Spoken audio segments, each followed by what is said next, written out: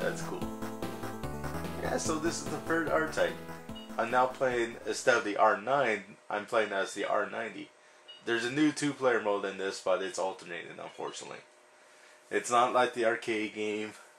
I think it was R-Type Leo that was 2 players at the same time. Configure your stuff, who cares? I love the R-Type series, but I'm one of the few people that does. You know, it's a cool series and all, but it's very difficult. Here I'm on stage 4 of R-Type 3, and yeah, this game doesn't give you many chances to screw up. Yeah. Still, the music is awesome.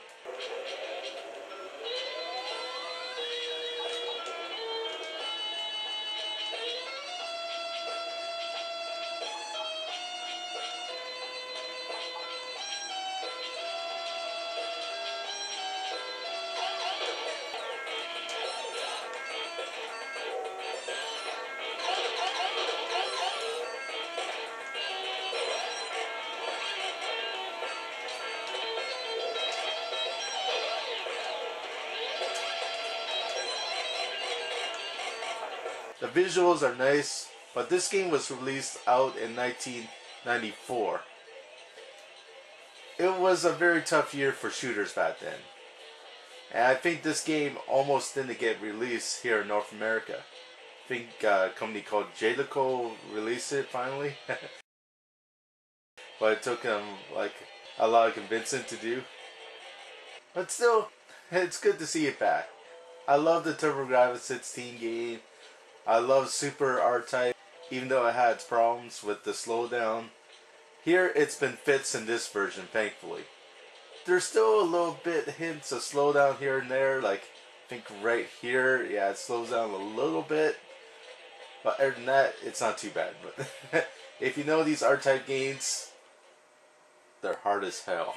Yeah, that's a crappy thing about R-Type 3 here, is that there's hardly any new features. If you played the other R-Types, this is going to look very familiar. They add one new feature though. Well, a couple, but you can select your force pod. And each one has their own properties for their own respective force pod. This one is a shadow type, you now have more options beside you. I don't really like this one because you can't really control where your shots go. And the new Cyclone one. This one has a very powerful force thing that you can shoot out, and cool new weapons, so I'll show you that one. You use this force pod in front of you or behind you to protect your ship from weak enemy fire, but if you ram into like a big enemy, it's going to be useless. You're going to die.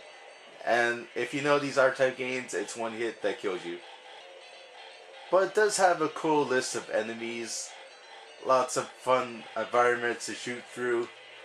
But you're going to have to memorize these 6 stages pretty well if you want to beat this game. Oh! Dumbass, he got killed. Yeah, because stage 1 alone, it may seem simple enough. This ship is going to rotate, it's going to move around a lot, and it's not going to give you many chances to screw up. You either memorize these stage patterns, you get better at it, or you throw the controller down in frustration. But if you stick with it, the game can be still a lot of fun. See, I gotta wait. You can't screw around this game. Maybe I'm old school. And when I played this game back in '94, a lot of my friends wouldn't play with me. They were busy, you know, playing Mortal Kombat 2 or any other one-on-one fighting game that was out at the time. Yeah, and they weren't too excited about me renting like R-Type 3, but I don't know, I still had fun with the game. I could appreciate the graphics, the way you got the different mode sound effects, and the big bosses in here like before. Whoa. And the charge beam is back as well. Oh yeah, can shoot through walls, which is an important feature, especially in stage 2, where you need to shoot through walls to actually defeat the boss. Of course, that's not all, because you got the new hyper beam as well. Right, let's charge it up. Now this is even more powerful than your standard charge shot, but unfortunately it doesn't last forever, and your beam will actually overheat, so you can't use it for a while.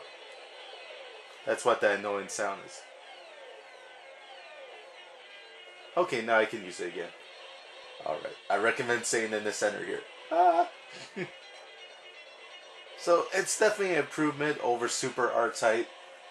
Better visuals, less slowdown, more creative enemy design.